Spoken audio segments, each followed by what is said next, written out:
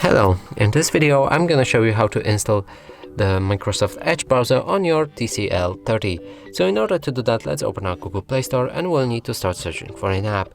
Here write Microsoft Edge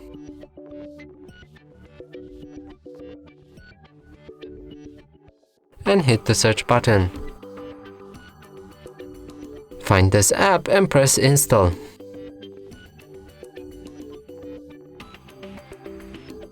After installation process is complete, we can open the app and start customizing it by signing in to turn on the sync with other Microsoft Edge using devices. You can add account or sign in. I'm not gonna do that, sign in later. You can enable to set up for your data sharing preferences. If you want, you can enable it. If you don't want to, simply disable it and then press confirm. After doing all that, you'll be able to choose the default browser to be the Microsoft Edge, and yes, let's do it. Find browser app, and from here enable Edge like that.